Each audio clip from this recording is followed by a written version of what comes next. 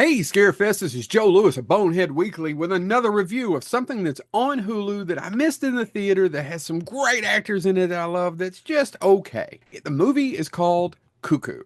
I wanted to see it when it came out, couldn't get to see it. Finally came out on Hulu, and a friend of mine, Chad, said, You're going to be disappointed. I'm not overly disappointed. I like scenes in it, but it's just okay. And I'm going to give you some spoilers because it's damn near impossible to explain this without giving you some spoilers. And if you know what a cuckoo bird is, and if you Google the cuckoo bird and what it does, it damn near explains everything that you're going to find out about in this movie. It's about a 17-year-old girl named Gretchen, played by Hunter Schafer, who is fantastic. Cast in this is fantastic.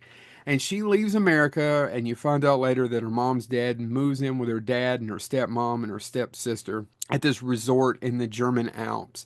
And it's got all the strange things going on. Like there's noises and there's these visions and there's people you hear screaming, and the screaming makes you kind of stop what you're doing and freeze. Basically, what happens is she finds out that some people in her family have made some deals, frankly, with the devil, kind of, but not actual devil. How should I put this? They're taking advantage. Dan Stevens is the main villain in this. And if you know who Dan Stevens is, he's in Abigail. He's one of the people that robs him.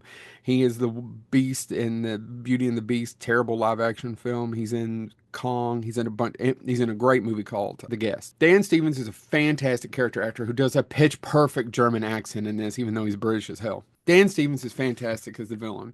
However, there's just not enough. So when you find out that he is the bad guy and that he's basically running this clinic to where he is controlling this thing that I won't talk too much about, and this thing is using people, it's kind of you're like, oh, but if you're into blood and guts and weirdness, there's a lot of blood and guts in this movie. There's a lot of weirdness, and the acting's fantastic. It's just overall, it's directed by a guy named Tillman Singer. I've never seen his other films. It's not a terrible movie. It's just okay. I feel like I say that a lot on here, but it's just okay. If you have Hulu, then watch it. For if nothing else, for the lead actress, Hunter Schafer. She's fantastic in this movie. And for Dan Stevens. They're both great. I just wish there was more of a payoff with who the creature is. And the creature does look cool.